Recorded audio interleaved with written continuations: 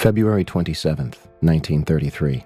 At 9:27 p.m., a massive fire erupts inside the Reichstag, Germany's House of Parliament. Marinus van der Lubbe, a 24-year-old half-blind Dutch communist, is found half-naked behind the building and arrested on sight. After an interrogation and trial, Marinus is beheaded 3 days before his 25th birthday.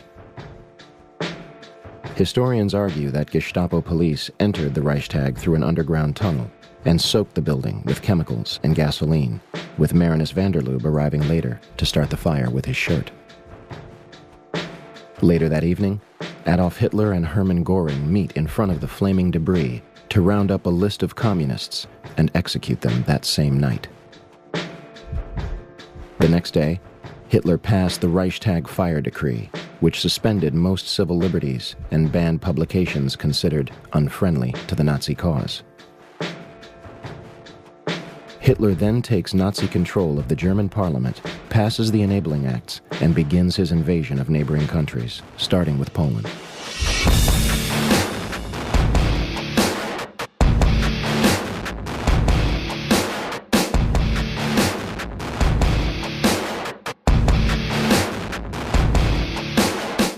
September 11th, 1941. Ground is broken at the Pentagon in Arlington, Virginia, and construction begins. December 7th, 1941. The Imperial Japanese Navy attacks the Pacific Fleet of the United States Navy at Pearl Harbor in Oahu, Hawaii. 2,403 Americans are killed, and an additional 1,178 are wounded. Although Roosevelt received multiple warnings indicating that an attack was imminent, he withholds this information and informs his commanders that negotiations with Japan are underway. The Pearl Harbor Investigating Committee hears the testimony of Admiral Kimmel, who was Navy head at Pearl Harbor at the time of the Jap sneak attack. We needed one thing. That vital need was the information available in Washington from the intercepted dispatches, which told when and where Japan would probably strike. I did not get this information. A number of government investigations concluded that there was considerable foreknowledge of the Japanese plans. Roosevelt declares December 7th an unprovoked and dastardly attack, an act of war between the United States and Japanese Empire, and asks for carte blanche to enter World War II.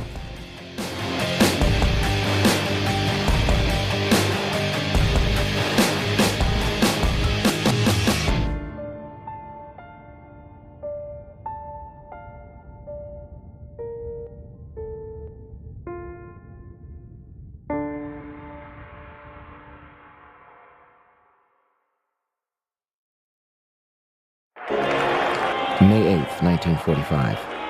Nazi Germany formally surrenders to the World War II Allied forces.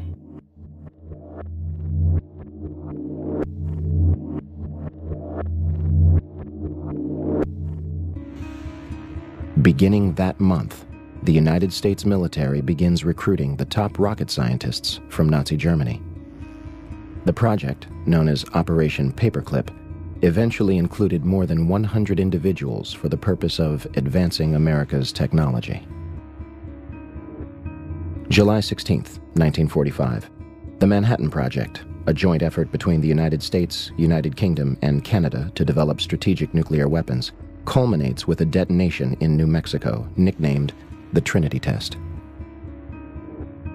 The detonation was equal to 19 kilotons of TNT and left a crater of radioactive glass 10 feet deep and 1,000 feet wide.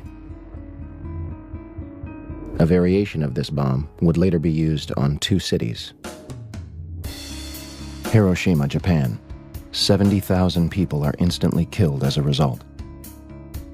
The bomb completely obliterated 1 square mile and started fires across almost 5 square miles, leaving almost nothing at the epicenter. 75% of the city was either heavily damaged or destroyed, and approximately 100,000 people died from radiation poisoning in the years that followed.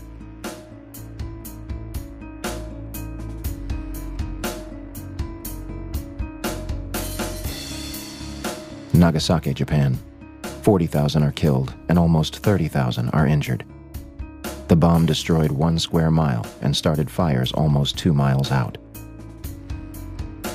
In the end, the Manhattan Project cost nearly $2 billion and employed more than 130,000 people at 3 different facilities across 3 different states. Research and design at Los Alamos National Laboratory and 2 sites built explicitly for the project. Uranium enrichment at Oak Ridge in Tennessee, and plutonium enrichment at the Hanford site in Washington State. At the time, it was the largest construction effort in United States history, and the entire operation was supervised by General Leslie Groves of the Army Corps of Engineers. Groves used a practice known as compartmentalization, which limits intelligence to a need-to-know basis and often leaves those working on the project in the dark. Entire communities and natives were literally packed up and moved out. Although tens of thousands of people were directly affected, the Manhattan Project was kept a secret. So secret that Vice President Harry Truman only became aware of it after President Roosevelt's death. General Groves himself claimed, "Compartmentalization of knowledge was the very heart of security. Each man should know everything he needed to know and do his job, and nothing else." To this day, much of the Manhattan Project remains classified. November 21st, 1945. The Nuremberg trials, an international tribunal to convict the Nazi Party of war crimes, commences in Germany. 12 are executed. The rest are imprisoned, acquitted, or commit suicide before trial.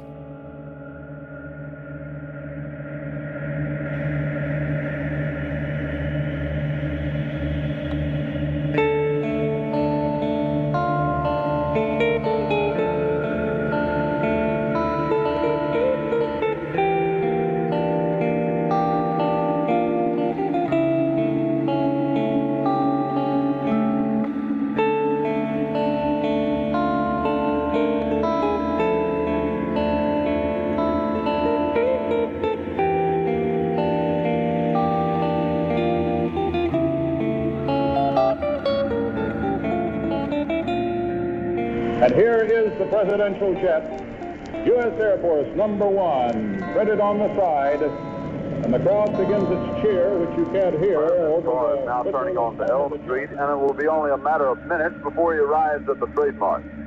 I was on Simmons Freeway earlier, and even the freeway was jam-packed with spectators waiting their chance to see the president as he made his way towards the trademark. It appears as though something has happened in the motorcade route. Something, I repeat, has happened in the motorcade route. There's numerous people running up the hill alongside Elm Street, there by the Simmons Freeway. Just a moment, please. Something has happened in the motorcade route. Stand by, please. The President of the United States is dead. Swear that I will faithfully execute. I will faithfully execute. August 4th, 1964. 2 American ships report that they are being attacked by North Vietnamese military units in the Gulf of Tonkin off the coast of Vietnam. President Lyndon Baines Johnson immediately declares it an unprovoked attack and orders retaliatory strikes against North Vietnam, asking Congress to authorize action in Southeast Asia. Believing Johnson's claims, legislators act quickly, giving him carte blanche to use military forces in Vietnam. However, documents declassified from the National Security Agency in 2005 confirm that the attack never took place. The Tonkin Gulf Resolution was signed by President Johnson on August 10, 1964. This decree was the doorway through which the United States officially walked into Vietnam.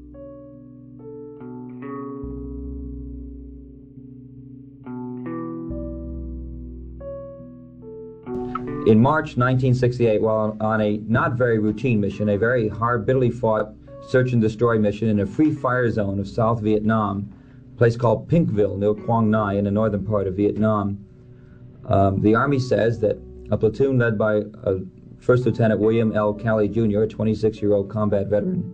The Army claims that they murdered 109 Vietnamese villagers, mostly women and children.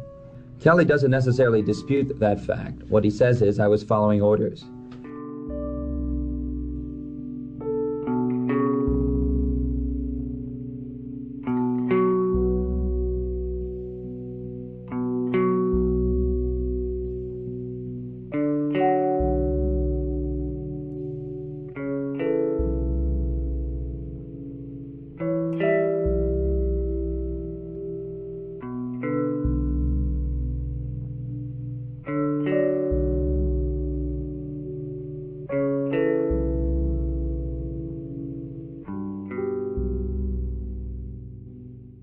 September 2000. The Project for a New American Century, a neoconservative think tank whose members include Dick Cheney, Donald Rumsfeld, Paul Wolfowitz, and Jeb Bush, releases their report entitled Rebuilding America's Defenses. The report calls for a massive overhaul of the United States military and encourages fighting and winning multiple theater wars. They declare that the process of transformation, even if it brings revolutionary change, is likely to be a long one, absent some catastrophic and catalyzing event, like a new Pearl Harbor. 17 of the project's participants would later take positions in the next White House administration.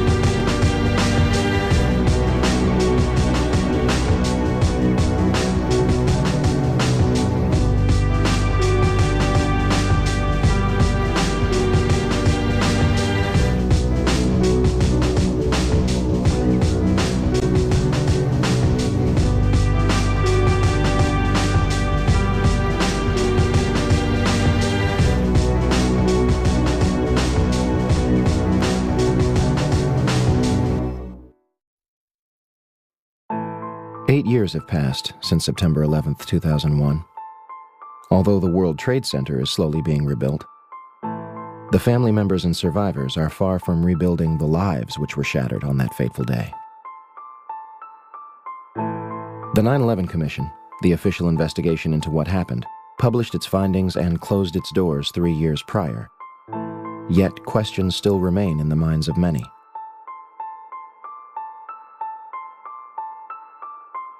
What could drive so many people to continue to question such a tragic event? The events of 9/11 were used to shape the Bush administration's entire foreign and domestic policy.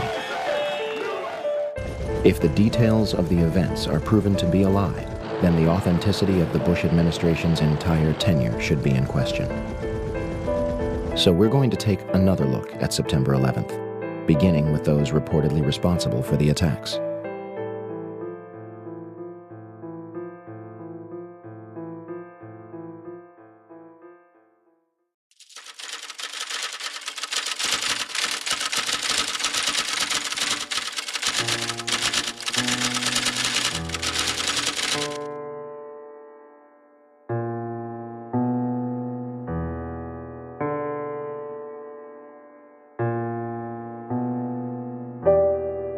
By the afternoon of 9/11, Osama bin Laden was officially being blamed for the attacks, though a number of international figures would question the United States version of events, including Egyptian President Mubarak and General Hamid Gul, the former head of Pakistani intelligence, who stated that 9/11 was pulled off by the Israeli intelligence service.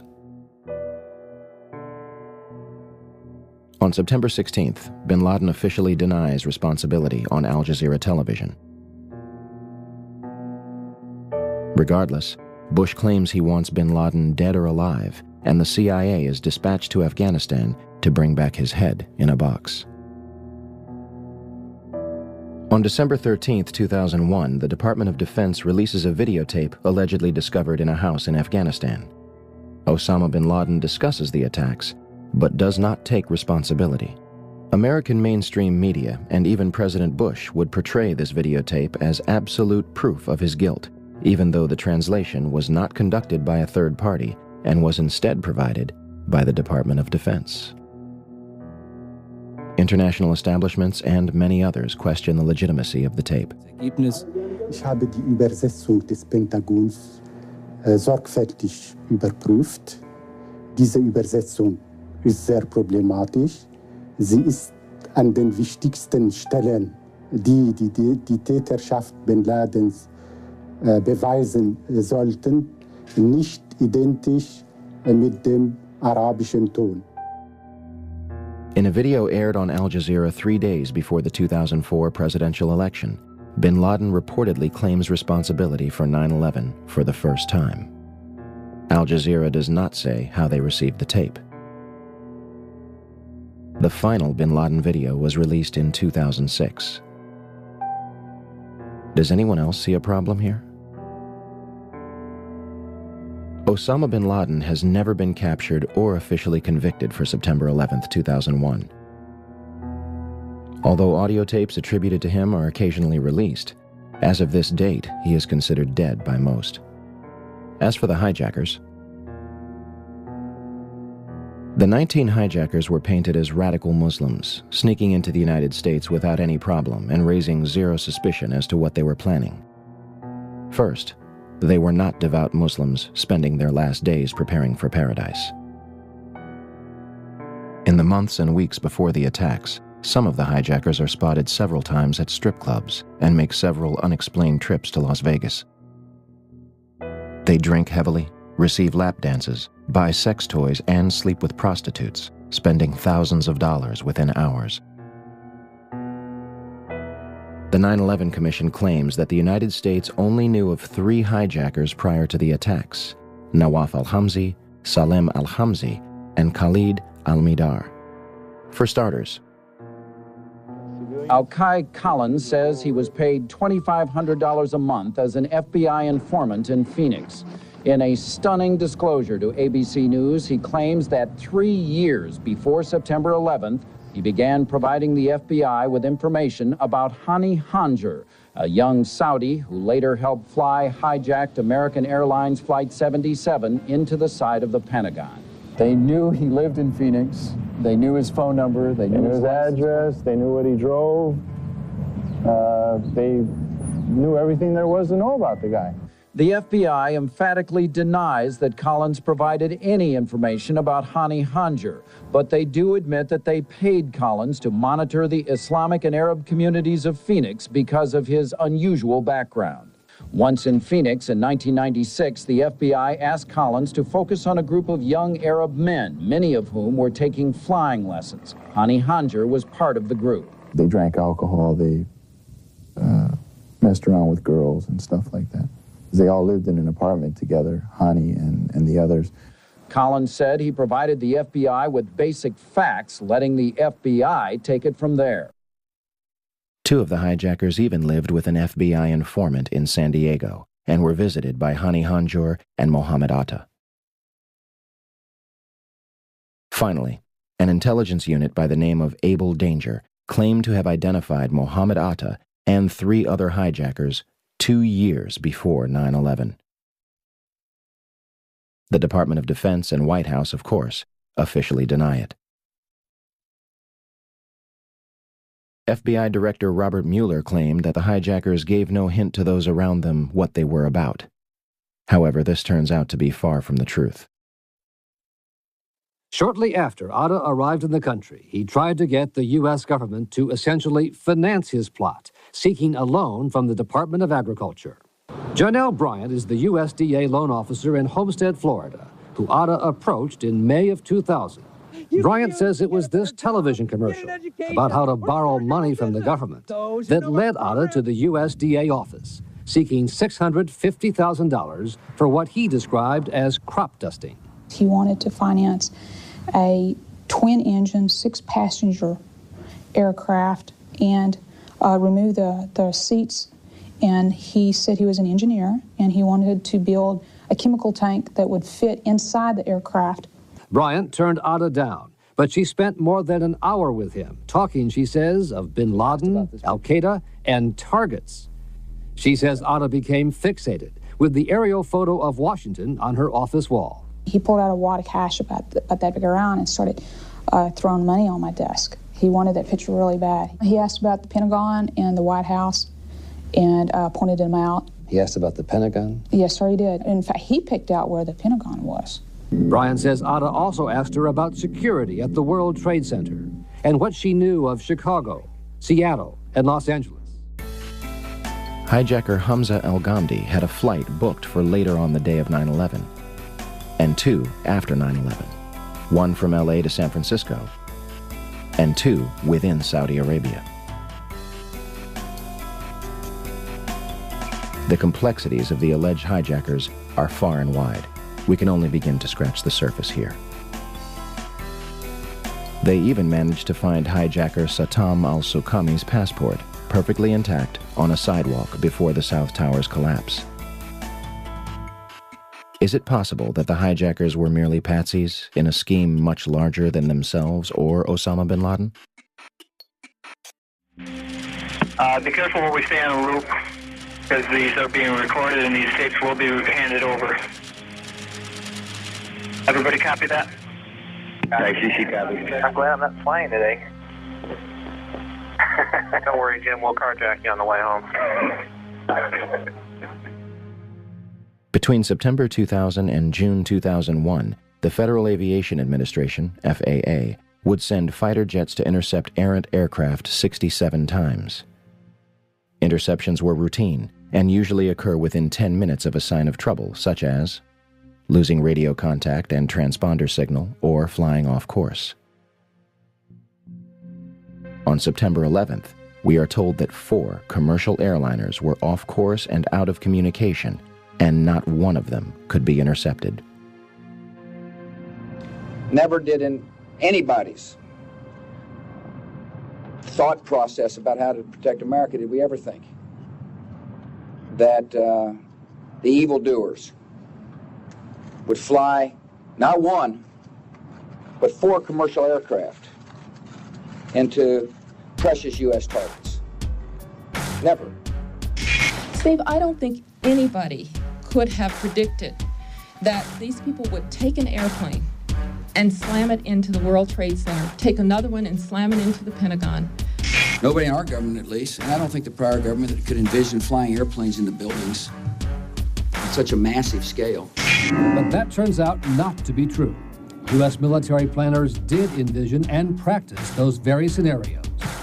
As reported by USA Today, North American Aerospace Defense Command, NORAD, conducted exercises with fighter jets, simulating hijacked planes flown into the World Trade Center in the 2 years before the attacks. Pentagon planners also envisioned the attack on the Pentagon 5 months before it happened. According to this April 2001 Pentagon email, Air Force officials wanted a war game, having a terrorist group hijack a commercial airline and fly it into the Pentagon. The idea was to check response times to launch fighter jets. But according to the Pentagon email, the plan was ultimately rejected by senior Pentagon officials as too unrealistic. Still to come are questions, big questions, about NORAD's response on the day of the attack. Why, despite all the exercises and the planning, Peter, jet fighters were not in place anywhere near New York or Washington. Quite an amazing story. Many thanks, Brian. Brian Ross. One of the drills executed prior to September 11th was called Amalgam Virgo. It was conducted in the beginning of June 2001 and simulated a series of successful terrorist attacks. Its purpose was to focus on unconventional threats like the hijacking of a commercial airliner, which would be crashed into the capital. One part of the exercise involved a Haitian AIDS victim who makes a deal with the Colombian drug cartel to crash a private jet into Tyndall Air Force Base in Florida in order to secure funding for AIDS patients. They even wrote up a suicide note for him. NORAD would deliver scripted messages from the FBI to controllers participating in the war games. And guess who was on the proposal's cover? Osama bin Laden. The second part of the exercise, which was planned before 9/11 but not executed until 2002, involved 2 Delta planes with actual pilots on the flight deck. FBI agents hijacked the planes and diverted them to secure locations. The FBI claims it has no records regarding this exercise. In fact, multiple war games were underway on 9/11 itself. But before we cover those, on the morning of September 11th, President Bush was in Florida to promote an education policy. At approximately 8:30 a.m., he left his hotel and headed for Booker Elementary School in Sarasota.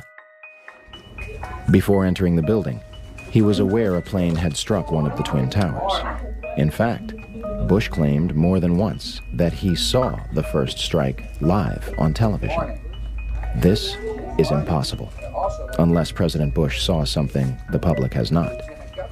Video of the first strike was not broadcast until later that evening.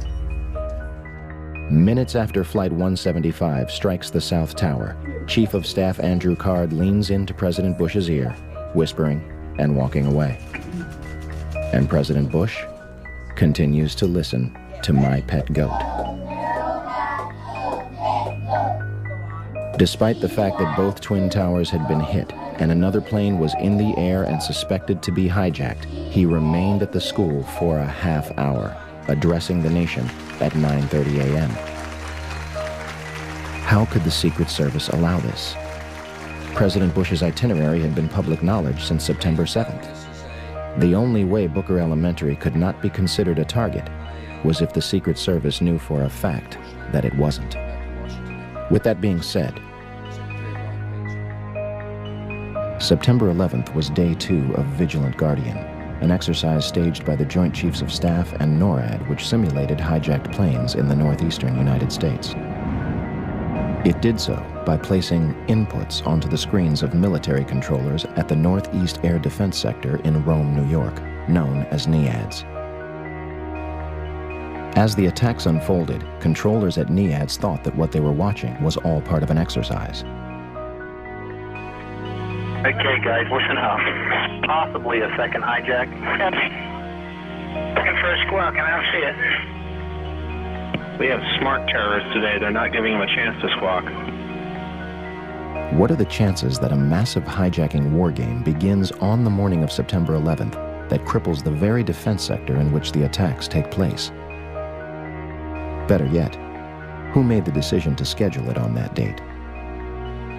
Vigilant Guardian was a branch of Global Guardian, an Armageddon exercise being conducted at Offutt Air Force Base in cooperation with NORAD. Barksdale Air Force Base in Louisiana also participated in Global Guardian. Instead of returning directly to Washington, D.C., President Bush flew from Booker Elementary to both Barksdale and Offutt Air Force Base before returning to the White House.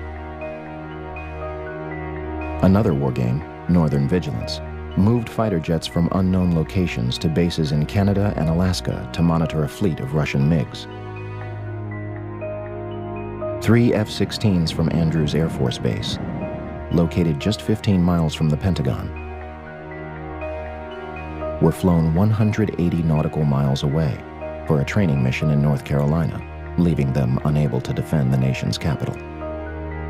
Langley Air Force Base, which is 130 miles from the Pentagon, would not launch fighter jets until 9:24 a.m., a half hour after the North Tower is struck and 10 minutes before the Pentagon. Although Major Kevin Nisipany at NEADS ordered them to fly towards the capital, they are instead sent out to the Atlantic Ocean. When the Pentagon is hit at 9:37, they are 150 miles away, further than when they had started. To top it all off, the National Reconnaissance Office in Virginia, which monitors and controls the nation's satellites, began a drill at 8:45, conducted by a team from the CIA, in which a plane crashes into their headquarters. There are a number of other war games that have yet to be fully disclosed.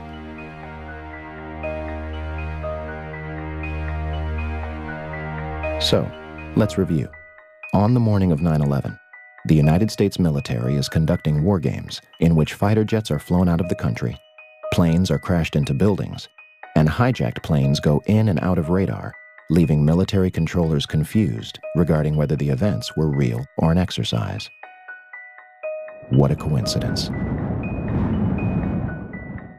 Okay, and we're trying to locate any information as far as the location where he is currently, a mode 3. Do you have any information whatsoever? I do not. Hold on one second. Here, tell me, hold on. You heard that, right? Yep. You.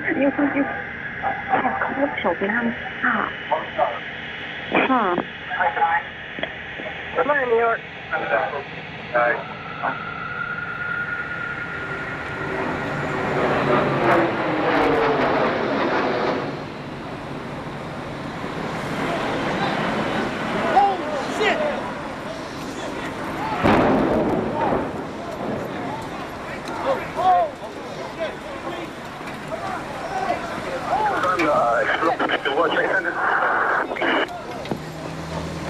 Responding 1063, World Trade Center.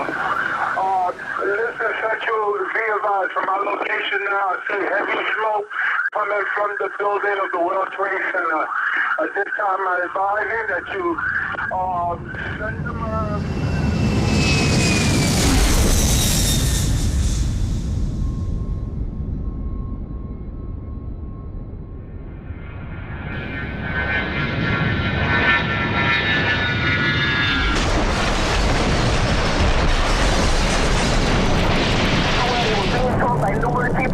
2nd airplane went in on the other side of the World Trade Center. Plane number 2. Information headed towards Washington. Okay, let me tell you this. We were looking, we're also lost American 77. Okay, 77. Where was he proposed to head, sir? Excuse me? Where was he proposed to head, sir? Okay, he was going to L.A. also. He was also going to L.A. Now, from where, sir? I think he was from Boston also. Now, let me tell you this story.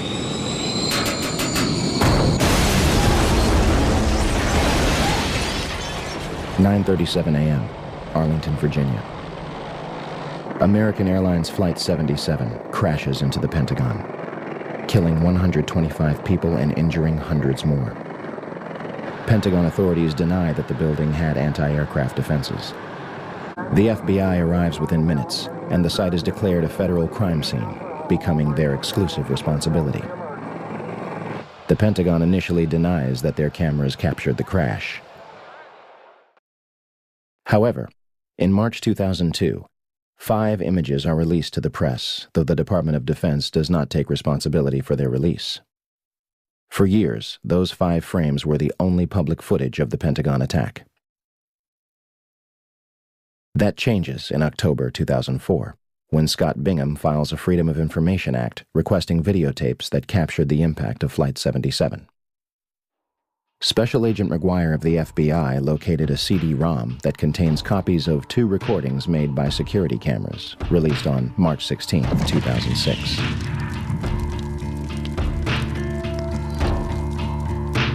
A video taken from a Citgo gas station, which is open only to Pentagon employees, released on September 15, 2006.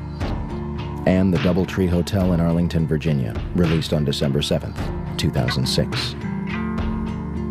As of this date, we still have no clear images of what happened at the Pentagon on the morning of 9/11. The official story goes as such. American Airlines Flight 77 was taken over by 5 hijackers led by Hani Hanjour. Hanjour entered the United States in 1996 to become a professional airline pilot, though he did not complete a single course. On the morning of 9/11, Hani and his 4 accomplices traveled to Dulles International Airport outside Washington, D.C. They had spent the past weeks at the Valencia Motel in Laurel, Maryland, 6 miles from the National Security Agency. All 5 set off metal detectors and are subjected to additional screening, yet all of them proceed to board American Airlines Flight 77, which is described by the Washington Post as unusually light on passengers. Out of 188 seats, 64 would be filled. In fact, all 4 planes involved in 9/11 would be at approximately 30% capacity. The hijackers will board alongside Barbara Olson, the wife of Solicitor General Ted Olson, and a number of employees from Boeing, Raytheon, the Department of Defense, Lockheed Martin, American Airlines, the Navy, Army, and other government agencies. The hijackers would have only moments to subdue both pilots, remove them from the cockpit, and retain control of the plane. Flight 77 is allegedly taken over without incident at 8:51. No mayday, no evasive maneuver, no sign of struggle. All commercial pilots are trained to send a 4-digit code, 7500, in the event of a hijacking. We are told that none of the 4 pilots on 9/11 did so. The plane soon after begins turning off course. Flight 77's transponder shuts off, and it disappears completely from radar. Flight 77 allegedly flies completely undetected back to Washington from the Kentucky-Ohio border, reappearing on radar screens at 9:32.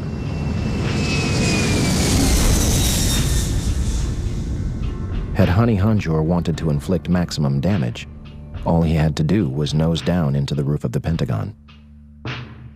Instead, he begins a complicated 330-degree turn, dropping 7,000 feet and exposing himself for an extra 3 minutes while executing a maneuver described by experienced pilots as nearly impossible. In essence, an amateur pilot who was unable to control a Cessna in August 2001 executed this nearly impossible maneuver in a 757 with skilled precision a month later. Flight controllers at Dulles International Airport were convinced that the plane was a military aircraft. Todd Lewis is working radar at Dulles Airport. One of my colleagues saw a target moving from the northwest to the southeast. And it was just a countdown, 10 miles west. And she notified the supervisor. 9 miles west. But nobody knew that was a commercial flight at the time. Nobody knew that was American 77. What did you think? It was a military flight of some kind? I thought it was a military flight. I thought that Langley had scrambled some fighters, and it was almost a sense of relief. This must be a fighter.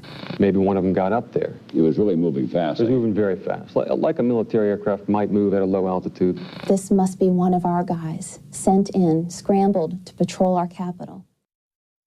The 757 allegedly descends over a Sheraton Hotel, Navy Annex, and Citgo gas station before crossing Washington Boulevard.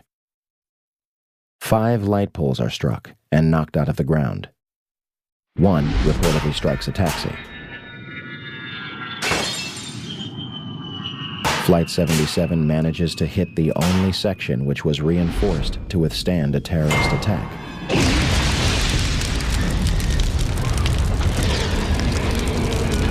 Including reinforced steel and blast-resistant windows an 1.5 inches thick. The renovation, planning for which had begun in 1991, was only days away from completion. Ironically, had the plane struck anywhere else, the casualties and damage would have been far greater. An area that normally would have housed up to 5,000 occupants yielded only 125 casualties. The section hit was the headquarters of Naval Operations, Naval Intelligence, and Navy Command Center. Army personnel were also killed, along with a number of accountants and budget analysts. The Arlington County After Action Report states that important budget information was in the damaged area. So what was left of Flight 77? Not much. These pictures were taken before the roof of the Pentagon had collapsed. The Pentagon's outer wall had a hole approximately 20 feet in diameter on the first and second floor, and visible damage 90 feet across the first floor. A Boeing 757 is 155 feet long, 44 feet high, has a 124-foot wingspan and weighs almost 100 tons. And it disappeared into this hole without leaving any substantial wreckage on the outside. There is no visible damage from where the wings or vertical stabilizer would have hit the building. The engines of a 757 are 6 tons each, comprised of both steel and titanium. If they slammed into the building at 500 miles per hour, where are the imprints? Where are the engines themselves? The 757 appears to have completely disappeared into the building. There are numerous parts to a 757 that are virtually indestructible, marked with a specific serial number tied back to the plane. To date, we have not seen a single piece positively identified as Flight 77's. Additionally, there was no impact damage to the lawn, meaning Flight 77 managed to strike the Pentagon while remaining a few feet above the ground. And out of the videos that have been released, none of them clearly depict a Boeing 757. Also, an exit hole inside the Pentagon is not explained by any official report. Despite what might have hit the building, why it was hit is much more important. Norman Mineta was Secretary of Transportation from 2001 to 2006. On the morning of September 11th, when the first plane struck the World Trade Center, Mineta headed to the White House to enter the Presidential Emergency Operations Center, or PEOC. At the May 2003 hearing of the 9/11 Commission, Mineta testified the following. During the time that the airplane coming in to the Pentagon, there was a young man who would come in and say to the Vice President, the plane is 50 miles out, the plane is 30 miles out. And when it got down to the plane is 10 miles out, the young man also said to the Vice President, do the orders still stand? And the Vice President turned and whipped his neck around and said, of course the orders still stand. Have you heard anything to the contrary? However, the 9/11 Commission concludes that Dick Cheney did not reach the PEOC until 9:58, more than half an hour later. The Secret Service claims that it has no record of when Dick Cheney entered the bunker. What were the orders? If they were to intercept Flight 77, why was it allowed to strike the Pentagon? Let's go to the trade tower again, because, John, we now have a... What do we have? We don't... It looks like a new plume, a new large plume of smoke. That's the scene at this moment at the World Trade Center. Dan Daler from ABC's Good Morning America is down in the general vicinity. Dan, can you tell us what has just happened? Yes, Peter, it's Don Daler down here. I'm 4 blocks north of the World Trade Center. The second building that was hit by the plane has just completely collapsed. The entire building has just collapsed, as if a demolition team set off. When you see the old demolitions of these old buildings, it folded down on itself, and it is not there anymore. Generally speaking, for a building to collapse in on itself like that, it would seem to indicate that there could have been an explosion, a bomb planted on the ground that would make the building collapse within itself. 10 o'clock Eastern Time this morning, just collapsing on itself. This is a place where thousands of people work. We have no idea what caused this. Almost looks like one of those planned implosions. If you wish to bring anybody who's ever watched a building being demolished on purpose knows that if you're going to do this, you have to get at the under infrastructure of a building and bring it down.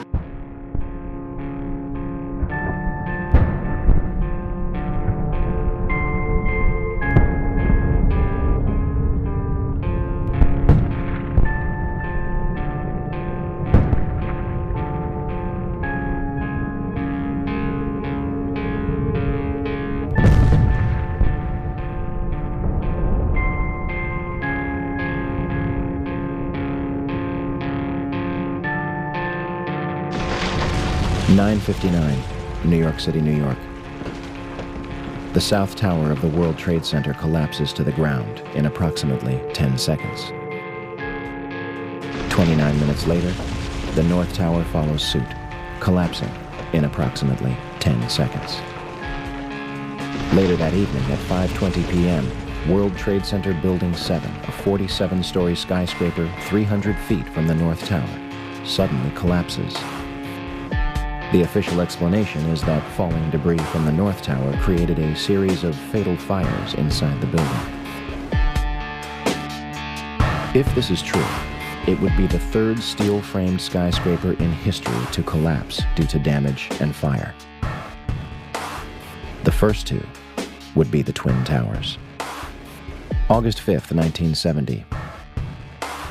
One New York Plaza, a 50-story office building, burned for over 6 hours between the 32nd and 36th floors.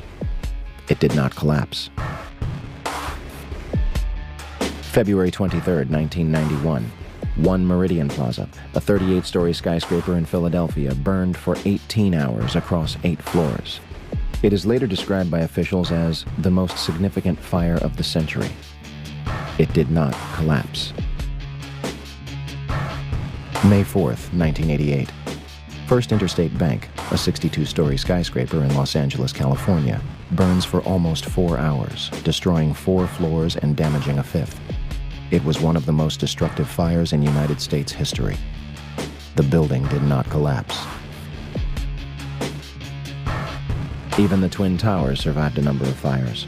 First, a series of fires in 1975, one of which was described as fighting a blowtorch. Then, another in 1999 on the 104th floor of the North Tower.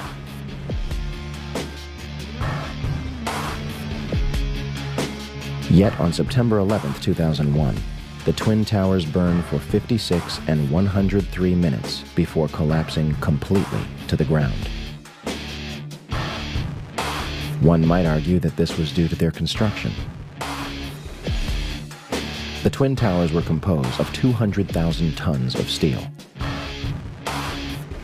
425,000 cubic yards of concrete, 106 elevators, 43,600 windows, and a 360-foot television antenna atop the North Tower.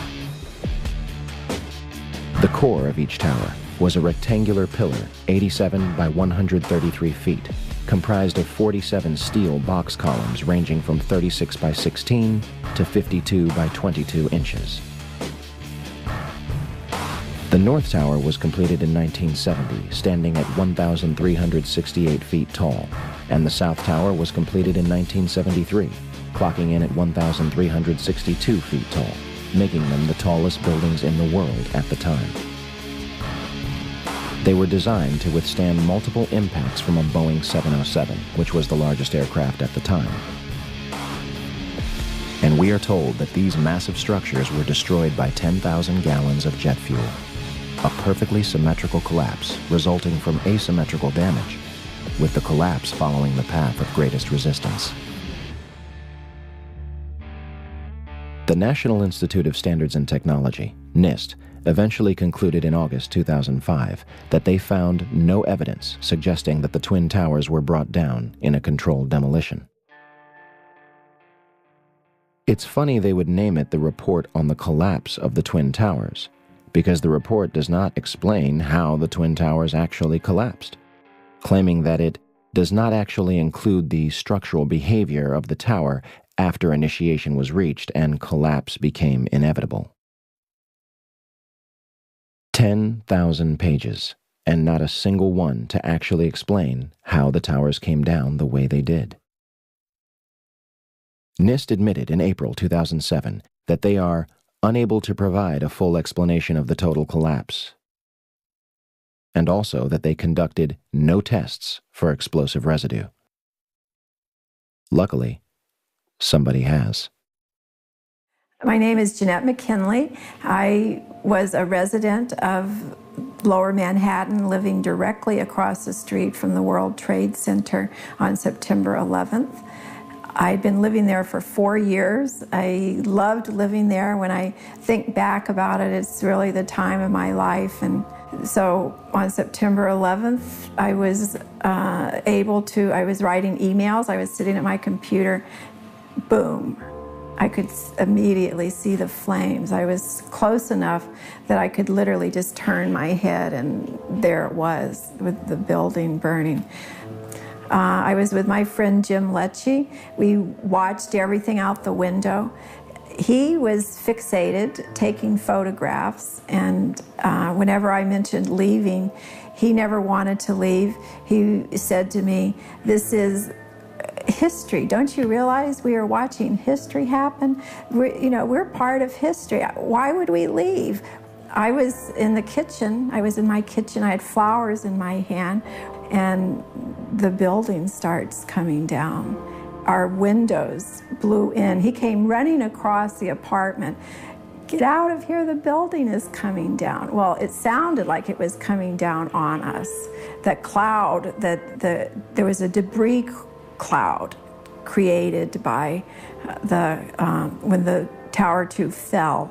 It created a debris cloud which became part of our life because it just burst in our window at 50 miles an hour. That whole cloud just came bursting in, and many people were wanting to investigate whether the collapses were actually controlled demolitions, as many people thought on the very day. Even the news commentators thought they were controlled demolitions.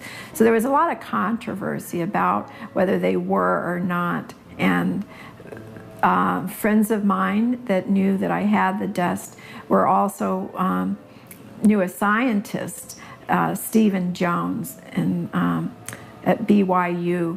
My name is Dr. Stephen Jones. I have a PhD in physics from Vanderbilt University, 1978. I have a Bachelor of Science degree from Brigham Young University, 1973. I graduated magna cum laude. I went after the PhD work. I did postdoctoral work at Los Alamos Mason Physics Facility. In June 2007, I was examining a dust sample, which I'd obtained from Jeanette McKinley. I was using a loupe and also just looking at it with my eyes and an ordinary optical microscope, although stereo, so that I could see better in 3 dimensions. And what I found was a chip that looked like it might be a paint chip. I mean, early on I was thinking maybe not too interesting, but this chip was rather striking in its appearance. It had an orange-red color, first of all, and then I found several of these, and they all had some gray material adhering to the side of the red material. So layered. Later we found multiple layers, but most of these chips have 2 layers, red, gray. I did take one of these chips then to the electron microscope, the scanning electron microscope, and we looked at it with the electron microscope, and then we used a system where we could determine the elements. What we found in the red material is a combination of aluminum and iron oxide, and these are the components of thermite. Of course, now we looked with an electron microscope, we looked deeper and deeper, a higher and higher magnification. And I pulled in a colleague of mine, Dr. Jeffrey Ferrer. He's an expert on the electron microscope machine. So he actually broke a piece off of one of these red chips, and then later he did 4 different samples, broke a piece off. That gives you a fresh surface. Because in the dust, there's all sorts of stuff. There's zinc and titanium and calcium, all sorts of stuff. So he broke off a tip, you see, so we could look at a fresh surface. And then what you see in all 4 samples that we studied in this detail: carbon, which is significant, oxygen, iron, and aluminum. We looked at this, and these again are the ingredients, except for the carbon, and we found that experimenters working with superthermite, trying to beef it up, make it more explosive, tailoring it to different weapons applications, they would have silicon in there and an organic material, which means a carbon. So a polymer such as Viton, they would add to this to give it the properties they wanted.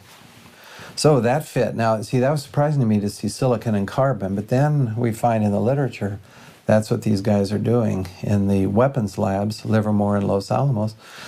They're adding organic, because that gives you a gas production. When the thermite goes off, now you also have gas production, which gives you the explosive force, for instance. I suggested that we take a sample of this red-gray chip material and run it through a very sensitive instrument called a differential scanning calorimeter. And he did that. What it does, you heat the temperature slowly, and a material will react if it's going to. And if it reacts and produces heat, you'll get a spike in your calorimeter. And then if it reacts quickly, it'll be a narrow spike. If it, say, burns over a long period of time, you'll see a big broad spike. And the total area there is the total amount of energy released. And it gives you a lot of information. What we found, what Dr. Ferrer found first, and he was real excited when he told me about this, he took one of these chips and he put it in the differential scanning calorimeter, and sure enough, it went off at right about 430 centigrade, but more importantly, the peak was high, which means a lot of energy released, and narrow, which means, in his terms, it blew up. You know, you said, man, this is it, this stuff blows up. It behaves just like it has the ingredients of nanothermite. He said, well, there should be, in a thermite reaction, you should produce molten iron. So you should see some spheres of iron. Think of spraying water in the air, and you get droplets that are more or less spherical because the surface tension pulls the liquid into a sphere. It's very simple. Same thing with molten iron from the thermitic reaction, whether it's ordinary conventional thermite or this super nanothermite. Either way, you get this molten iron, and you should get these droplets of iron. So we said, we got to look for those. You know, if you don't find those, maybe who knows what it is, but we got to find droplets of molten iron. Otherwise, we're not sure we had the thermite reaction, the thermitic reaction. In this case, it's a nanothermite. So we looked, and wow, what a beautiful sight. As you look at this, after the red material is reacted, there are these little spheres, just tons of them. And we compared the traces that we got in this sophisticated calorimeter with traces obtained with known thermite. These are published data, and our peak is actually narrower. I mean, this stuff goes off with very rapidly, and more energy also than had been reported by these other researchers working with known nanothermite. As if explosive residue in the dust was not enough, there are other disturbing aspects of the Twin Towers' collapse. Both the North and South Tower collapsed at nearly free-fall speed, 110 stories, reducing itself to a pile of twisted steel and pulverized concrete and building materials in approximately 10 seconds. The Twin Towers combined contained almost 500,000 tons of concrete. This was turned into particles the size of talcum powder, blanketing lower Manhattan in a fine dust. It also turns out that molten metal exceeding 2,000 degrees Fahrenheit was discovered in the rubble of Ground Zero, underneath the Twin Towers and Building 7. Firefighters, emergency workers, police, officials, even Rudy Giuliani testified to these massive temperatures. Even after heavy rain on September 14th and 21st, a constant stream of fire retardants and water described as creating a giant lake.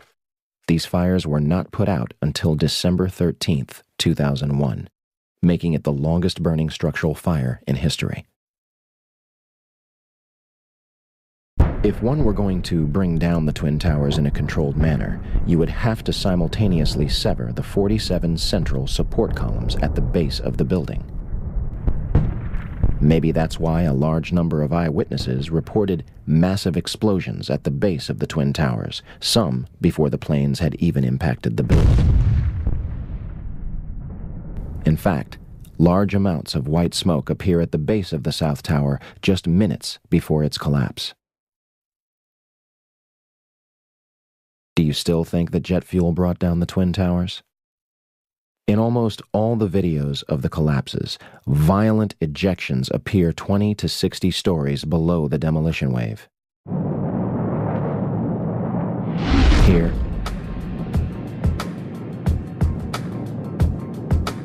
here,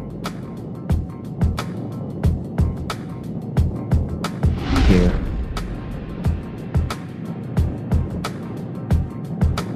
here, and here.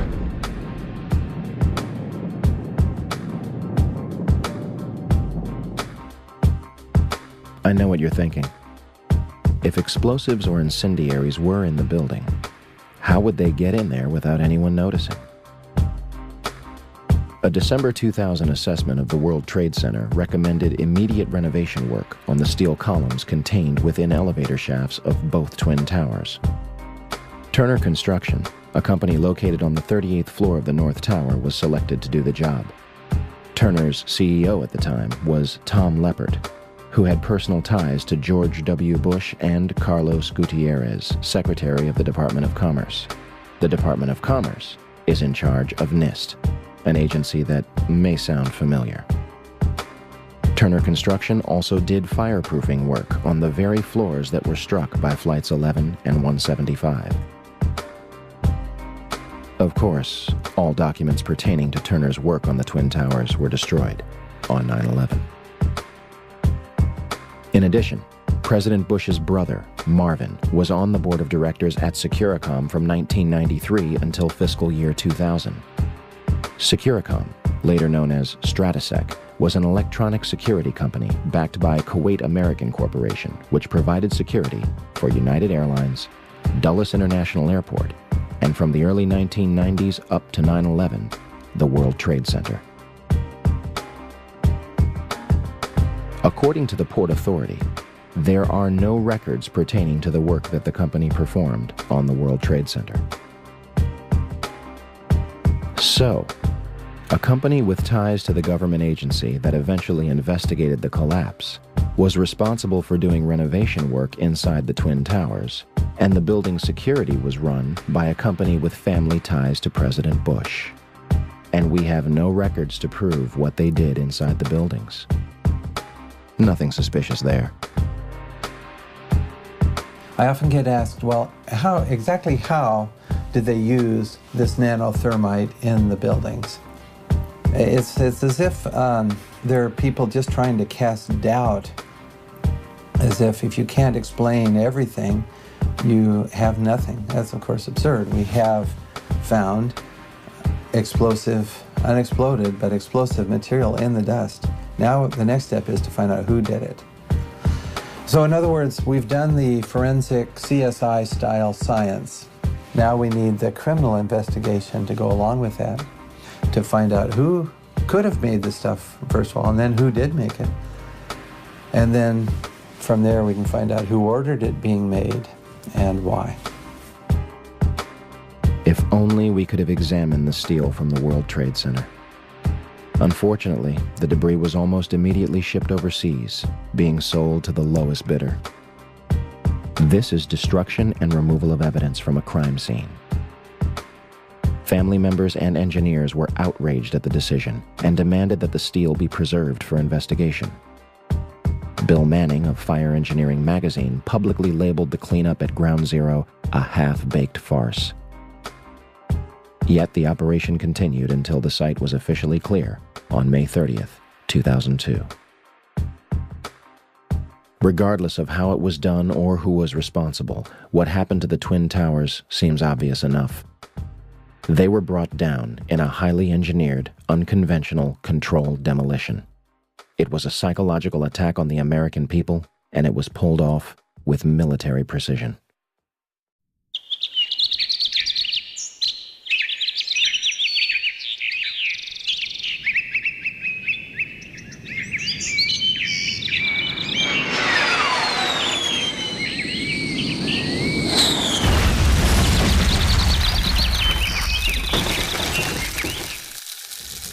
"10:03 a.m., Shanksville, Pennsylvania. United Airlines Flight 93 allegedly crashes into an abandoned strip mine at 580 miles per hour, 20 minutes flying time from Washington, D.C. Speculation ran rampant that the plane had been shot down. First, the story was that passengers overtook the plane and sacrificed themselves to prevent further casualties. The 9/11 Commission eventually concluded that hijacker Ziad Jarrah crashed the plane into the ground. They also claim that the military did not know about Flight 93 until 10:07 a.m., 4 minutes after it had allegedly crashed. So, what trace was left of Flight 93? Yeah, we want to take our viewers live to Shanksville, Pennsylvania. Our Brian Cabell is standing by. This, of course, is the site where United Airlines Flight 93 crashed on its way from Newark to San Francisco, crashed on Tuesday. And I understand in this investigation there's some breaking news. Brian, what can you tell us? Well, Darren, in the last hour or so, the FBI and the state police here have confirmed that they have cordoned off a second area about 6 to 8 miles away from the crater here where this plane went down. This is apparently another debris site, which raises a number of questions. Why would debris from the plane, and they identified it specifically as being from this plane, why would debris be located 6 miles away? Could it have blown that far away? Seems highly unlikely. Almost all the debris found at this site is within 100 yards, 200 yards away. So it raises some questions. We don't want to over-speculate, of course. It seems to me from covering a number of plane crashes on the scene that, if nothing else, you can say this is not typical for a plane crash to be spread across an area this large. It certainly doesn't make sense because most of the debris has been found in a very compact area within 100 yards, 200 yards, maybe a little beyond that. And then all of a sudden they're telling us 6 miles away they have another concentration of debris. They say it's very small pieces. Most of these are very small pieces. Most of the pieces here are no bigger than the size of a briefcase, they say, and the pieces 6 miles away maybe even smaller than that. As for the crash site itself, from the Somerset County coroner to the mayor of Shanksville, almost every eyewitness would remark how little of the plane and its passengers remained at the actual crash site. We have rescue vehicles that came in earlier in the day and they have turned up nothing. No one believed to be alive from this crash within the last hour. I want to get quickly to Chris Kanicki. He's a photographer with the Pittsburgh affiliate of Fox affiliate. He was back there just a couple of minutes ago, and Chris, I've seen the pictures. It looks like there's nothing there except for a hole in the ground. Basically, that's right. The only thing you could see from where we were was a big gouge in the earth and some broken trees. We could see some people walking around in the area, but from where we could see, there wasn't much left. Any large pieces of debris at all? No, there was nothing that you could distinguish that a plane had crashed there. Smoke, fire? Nothing. It was absolutely quiet. It was actually very quiet. Just a couple of people walking around. They looked like part of the NTSB crew walking around looking at the pieces. How big would you say that hole was? From my estimates, I would guess it was probably about 20 to 15 feet. Long and probably about 10 feet long or 10 feet wide. What could you see on the ground, if anything, other than dirt and ash? And you couldn't see anything. You could just see dirt, ash, and people walking around, broken trees. There is zero historical precedent for a large commercial airplane and its passengers completely disintegrating upon impact, regardless of speed, cause, or crash site. Turkish Airlines Flight 981 began breaking apart in mid-air after suffering extreme decompression and crashed into a forest. All 346 people were killed. 40 bodies were recovered, 6 of them still in their seats. Air India Flight 182 was blown up in mid-air by a bomb over the Atlantic Ocean. Wreckage from the plane and 131 bodies were recovered, with autopsies performed. Japan Airlines Flight 123 suffered mechanical failures 12 minutes into its flight and crashed into a mountain. It remains the single deadliest aircraft incident in history. Wreckage and even 4 survivors out of the 500 passengers were recovered. Those are just 3 examples. And yet, on September 11, 2001, we are told that a 757 crashed into a field and left virtually no identifiable wreckage or passengers. The Department of Environmental Protection also reported in October 2001 that no trace of jet fuel was found in groundwater or soil at the crash site. Flight 93 allegedly crashed with over 5,000 gallons, 37,500 pounds of jet fuel left. How is this possible? In 2006, during the trial of the alleged 20th hijacker Zacarias Moussaoui, the FBI provided a batch of evidence that allegedly survived a catastrophic crash in near-perfect condition. Among the exhibits were a red bandana, a Kingdom of Saudi Arabia driver's license, John Talagnani's driver's license, and flight attendant C.C. Lyle's personal effects, including her driver's license and Marriott hotel card. Although a 757 managed to obliterate itself upon impact, fragile material known as paper and fabric managed to survive nearly without a scratch. The FBI also releases pictures of an engine and 2 pieces of fuselage. It is unspecified where those were found. What really happened near Shanksville, Pennsylvania on 9/11 remains a mystery. But one thing seems clear. A 757 did not crash intact into a field in Shanksville, Pennsylvania.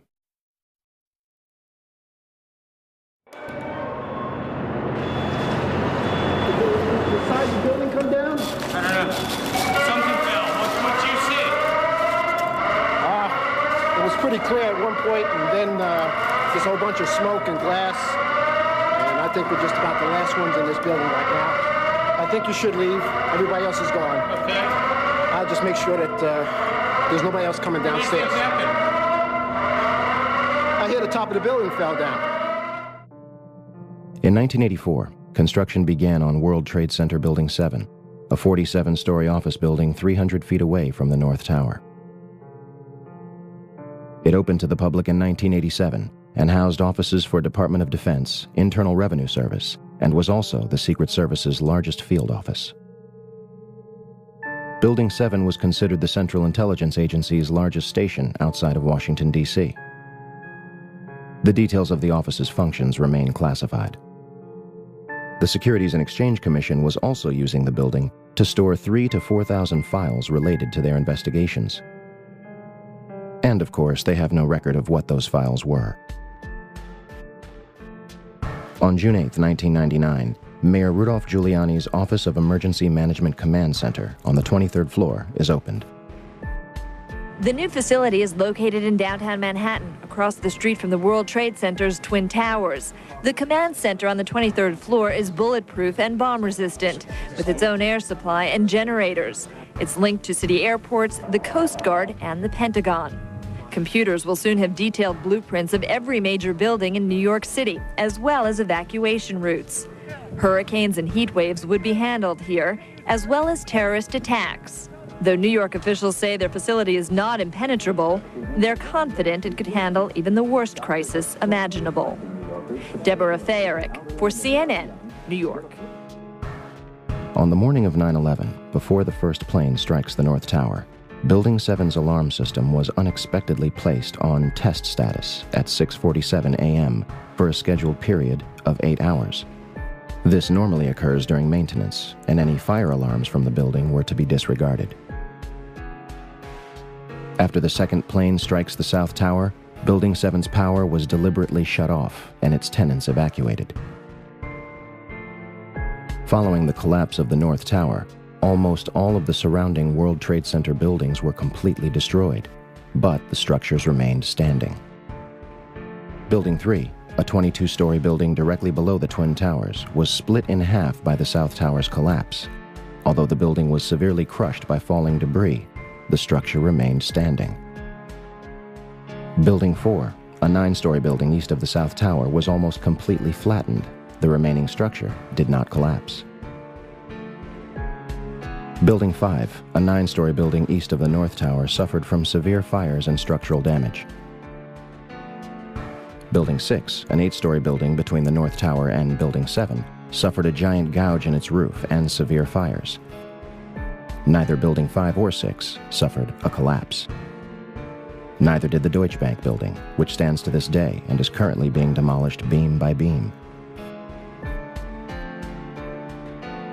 Neither did the Millennium Hotel across the street. Building 7, a 47-story office building hundreds of feet away, burns controllably over a few floors and suffers structural damage to its south face before collapsing completely to the ground at near free fall speed. The collapse of Building 7 was rarely reported on the day of and after 9/11. Yeah, it's very strange that was not even hit by a jet, and yet it falls very rapidly and essentially straight down into its footprint. Although the collapse of Building 7 was clearly a phenomenon and further investigation was needed, the building's steel was removed from the site and destroyed. No pieces were recovered from the debris for analysis.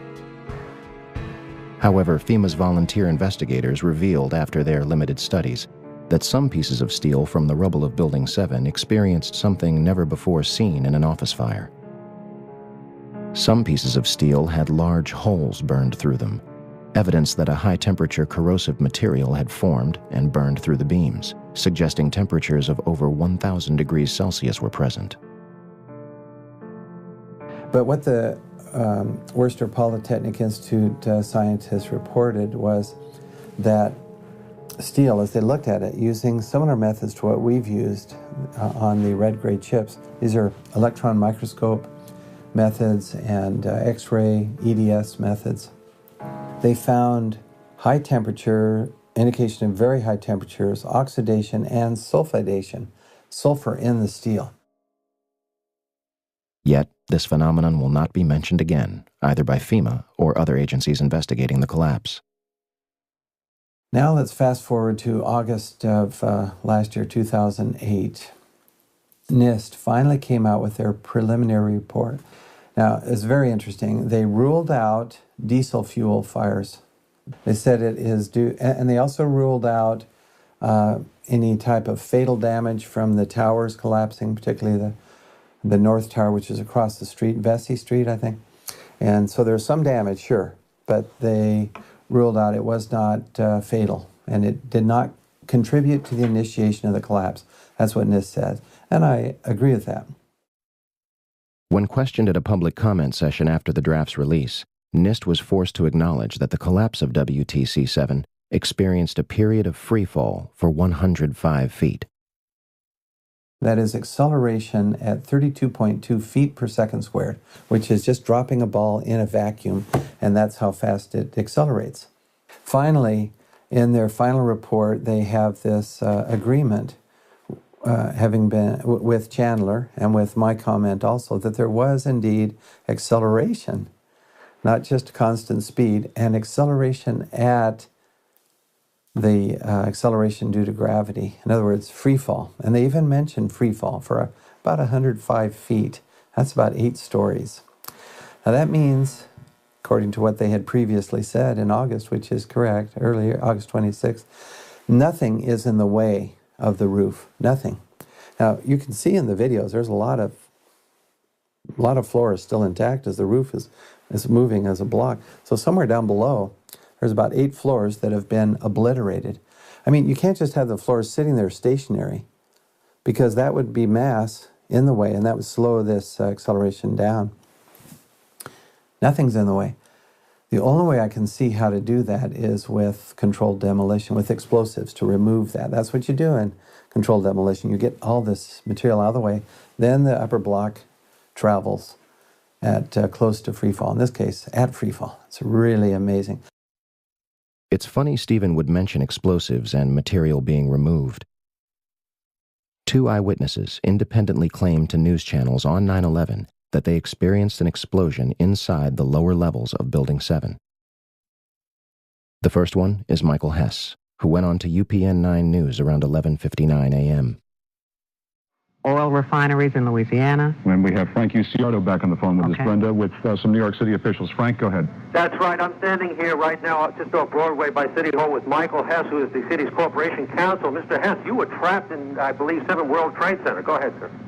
Yes, I was. I was up in the Emergency Management Center on the 23rd floor, and when all the power went out in the building, another gentleman and I walked down to the 8th floor where there was an explosion, and we've been trapped on the 8th floor with smoke, thick smoke all around us for about an hour and a half. But the New York Fire Department, as terrific as they are, just came and got us out.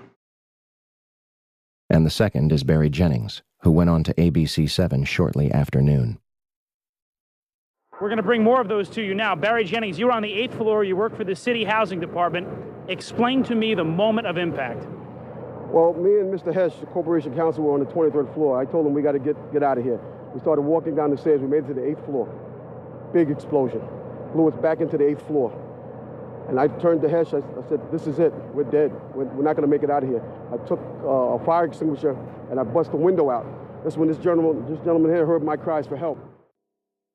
We tracked Barry down in June 2007 to interview him and hopefully elaborate on his experience. Hi, my name is Barry Jennings. I'm 52 years old. I've worked for 33 years at one location. Basically, that's it. I'm married, father of 4. It was very funny. I was on my way to work.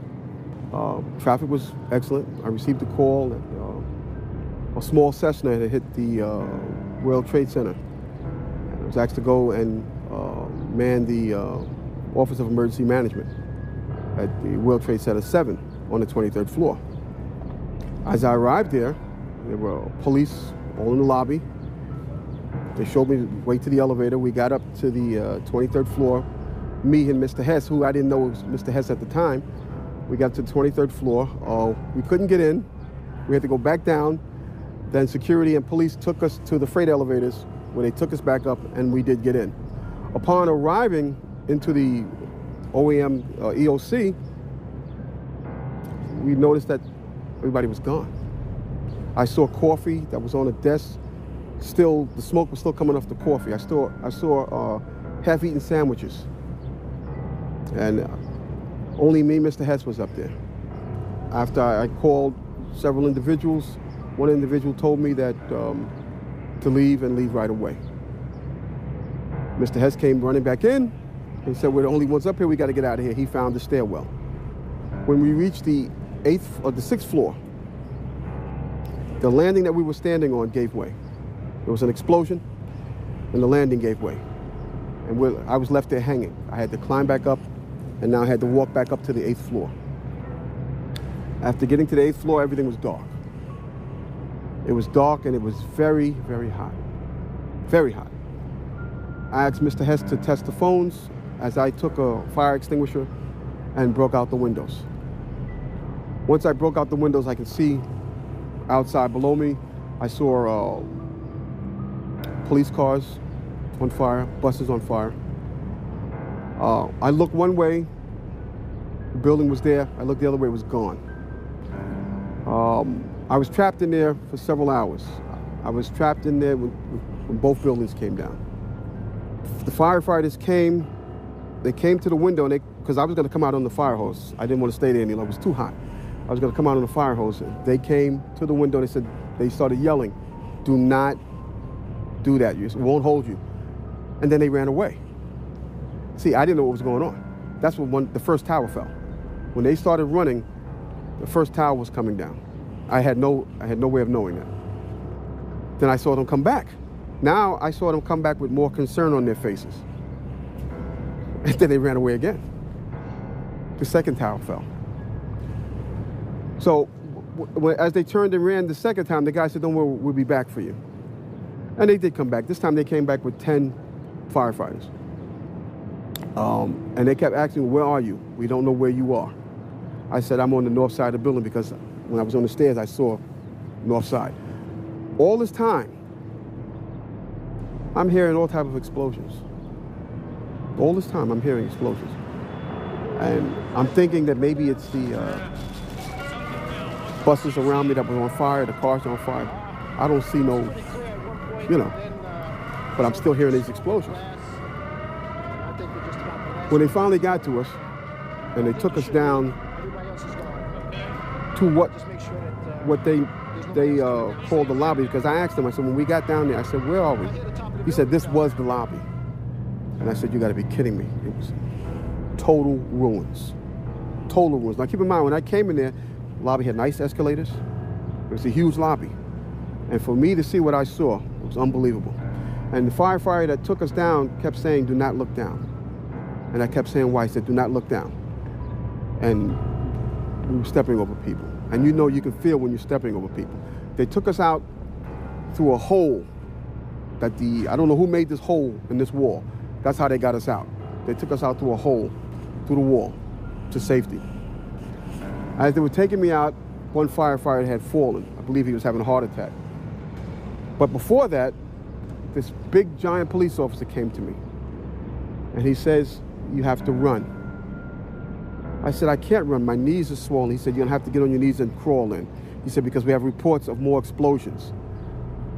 And that's when I started crawling. And I saw this guy fall behind me. And his comrades came to his aid. They dragged him to safety. I was looking for an ambulance for my knees. And at that time, they told me, "We got to walk 20 blocks to refuge." Before I got there, Eyewitness News grabbed me and started interviewing me. And that's basically it. This is where the story takes a turn for the worst. In late August 2008, comments began appearing on YouTube videos of Barry's testimony, claiming he had passed away on August 19, 2008. 2 days before NIST releases its draft report on WTC-7, which directly contradicts Barry's testimony and claims that no explosions occurred inside the building. They explicitly claim there were no witness reports of such a loud noise. To date, the only publicly available information is that Barry was in perfect health before suddenly being admitted to the hospital and subsequently passing away on August 19, 2008.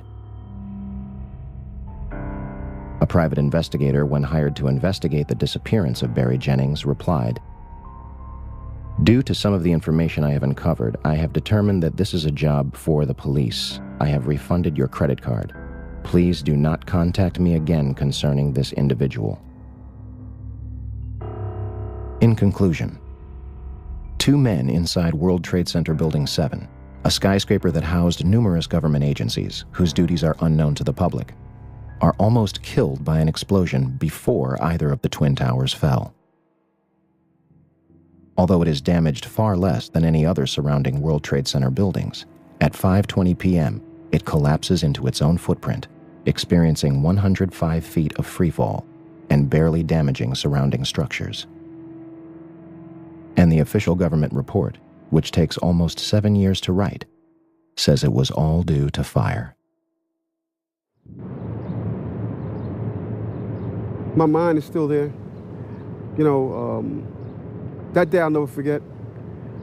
And the explanations that were given to me is totally unacceptable. Totally unacceptable. Because as I stated, I was there. I lived it. I lived through it. Actually, I thought I was going to die that day. Because me and Michael Hess did get on our knees and start praying when we saw that there was nobody coming, there was no hope. We did get on our knees and start praying. And then there was a fireman that shined the light and says, "Anybody in here?" Those are the sweetest words I ever heard. Is there anybody in here? And at that time, I told Mike, I said, Mike, you better get under the desk and pray to who you're going to pray to, because I'm going to pray to who I'm going to pray to, because it doesn't look like we're going to make it. And that's when the fireman came and saved our lives. When I got home, I sat down in front of the TV, and my wife said, why do you keep watching this? Why do you keep... I couldn't stop watching it. And that's when I found out Building 7 came down. I was so surprised. And I'm saying to myself, why did that building come down? And I knew why it came down, because of the explosions.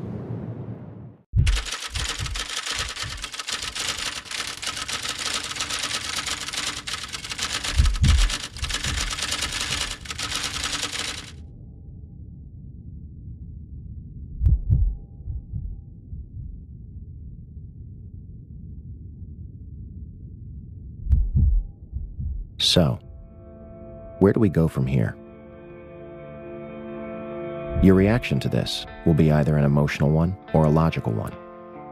You will deny that these things are possible and insist that this information is ridiculous and go about your life. Or you will acknowledge a number of serious, glaring issues with the United States story of 9/11 and do your part to further a new criminal investigation into the day's events.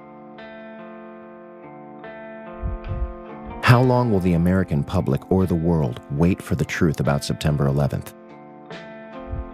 How much louder will the family members and survivors have to scream for answers? September 11th was not just a terrible tragedy that took the lives of thousands of innocent people. It was an American coup, a violent and aggressive seizure of power and a transformation of both foreign and domestic policy. The slaughter of civilians in broad daylight as a means of promoting an agenda. This is not a new concept. Meet Smedley Butler. His father was both a lawyer and a politician. He was elected to the House of Representatives in 1897. He joined the Army at the age of 16, and at the age of 48, he became the Army's youngest Major General. He was twice decorated with the Congressional Medal of Honor.